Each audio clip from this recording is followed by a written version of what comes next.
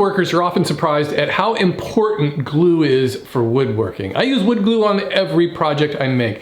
Here are a few techniques to consider on your next project. And just so you know, Titebond is not a sponsor or compensating me anyway for this video. It's just the glue that I've used for years and that I recommend. If you're interested in learning the Woodworking for Mere Mortals method of woodworking, head on over to theweekendwoodworker.com, where you can get all of the info on my step-by-step approach that will have you building your first project this weekend, no experience necessary. And be sure to download my free guide to setting up a shop for under $1,000. For most of us, no matter how careful we are at making accurate cuts and assembling our projects, cracks and gaps are inevitable. Pieces just don't always fit together perfectly.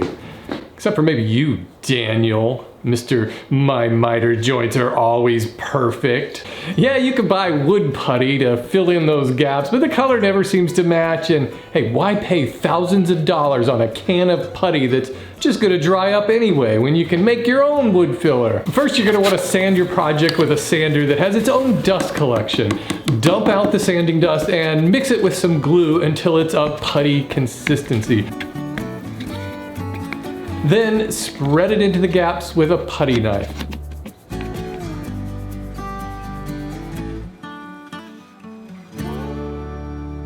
About the only place where wood glue alone isn't very effective is on the end grain of boards. This is the direction that the tree grows and the fibers of the wood soak up moisture and nutrients for the tree to grow so that we can cut them down. End grain is also notorious for sucking up glue like a bunch of straws, and it just simply starves a joint of glue. But keep in mind the context of your project and how it will be used. Not every joint needs to pass a strength test. If you're making, say, a small jewelry box to withstand jumping on it, you might have overbuilt it. Same goes for a lot of picture frames and other decorative projects. In these cases, gluing the end grain is often perfectly acceptable and strong enough.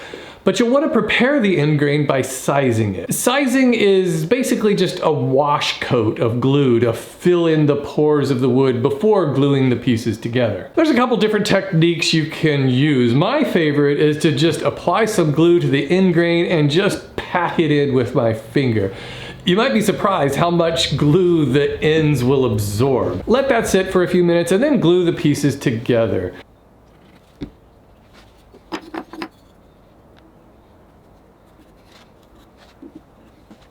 A traditional technique is to thin some wood glue down half and half with water and brush it onto the end grain.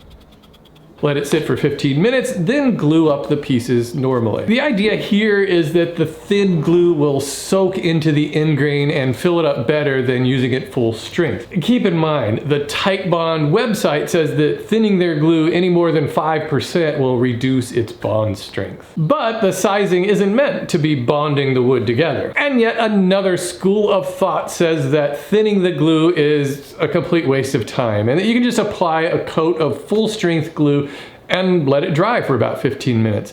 This makes sense since glue is almost half water anyways. It should soak into that end grain. But really, I'd like to see somebody do a side-by-side test of all three of these sizing techniques and see if there's any difference. Ultimately, I believe any method of sizing is going to be stronger than just trying to glue end grain without it. Heat and humidity play a big factor. Where I live, the weather is relatively dry and warmish most of the year. Wood glue dries pretty fast under these conditions. But when we get into the rainy season, December, January, I definitely notice that the glue takes longer to dry. But don't worry, high humidity won't affect the strength of the bond. But I think temperature is the bigger concern. According to Franklin International, Titebond 2 needs to be used at temperatures above 55 degrees Fahrenheit. Titebond 3 can be used all the way down to 47 degrees Fahrenheit. So if you live in a cold, unheated shop, wood glue might not be as effective. The problem is that the glue gets thicker in the cold and it won't get into the pores of the wood as well, causing a weaker joint, or one that just takes a lot longer to dry. And even if you keep the glue, say, in your warm house, applying it to a cold board can also reduce its effectiveness. But then again, I can't imagine it being very comfortable to work in a freezing cold shop in, say, Minnesota anyway, so consider getting a heater. Oh, and by the way, if your wood glue freezes, don't worry, just let it thaw out. Titebond says that it can undergo 5 cycles of freezing and thawing before it starts to lose its effectiveness. You might be surprised that you don't have to wait as long as you think for wood glue to dry. Given ideal weather conditions, you can unclamp your glue in 30 to 60 minutes. But keep in mind, the joint isn't fully cured at this point, it's still marinating. And that just means that you shouldn't apply any stress to the joint for about another 24 hours or so. But this is fine because it allows you to keep moving with your project rather than having to wait 24 hours before unclamping every step of an assembly. It would just take forever to build a project if you had to work that way. I don't actually time any of my glue ups because I've usually got other tasks to perform after I've clamped something together, and then I just unclamp them whenever I'm ready. Honestly, wood glue is pretty amazing, and on hot, dry days, I've unclamped glue ups in, say, 20 or 25 minutes, especially on small projects, and it worked out just fine. As a general observation, it seems to me glue cures completely overnight. 24 hours seems a little excessive, but I'm no chemist.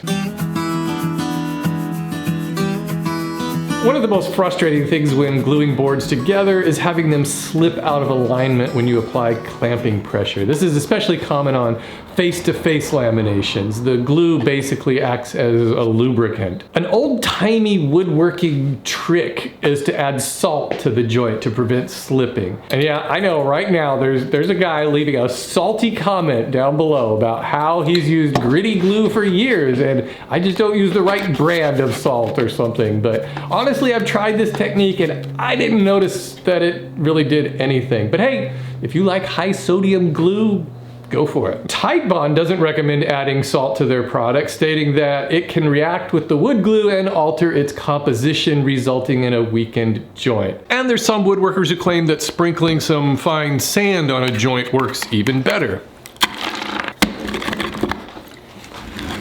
Another technique I've seen some woodworkers advocate is to add small brads to the boards. Just tack a few in and cut off the heads. That way you can tap the boards into position and they won't slide side to side. I suppose this will work as long as you keep the brads short. There won't be much room for adjustment once you've committed to pounding the board in place. This technique just seems like a hassle and not really worth the effort. So here's the less than exciting method I use for preventing slipping boards when gluing boards. Spread the glue out thin and evenly to one wood surface, not both. Press the boards together and slide them back and forth until you feel them grab. Align them however you want and let them sit for a couple of minutes to kind of take hold. Then start to put your clamps on. Apply even clamping pressure among all of the clamps. You do just a little bit at a time to each one evenly. If you apply full clamping pressure to just one clamp, the boards will slip. And surprise, there's really not much of a trick there. That's all there is. And if possible, consider making your laminations just a little oversized and cutting them down and squaring them up after the glue is dry. I do this all the time and I don't have to worry about getting all of the edges of the glue up perfectly aligned. Thanks for watching, everybody.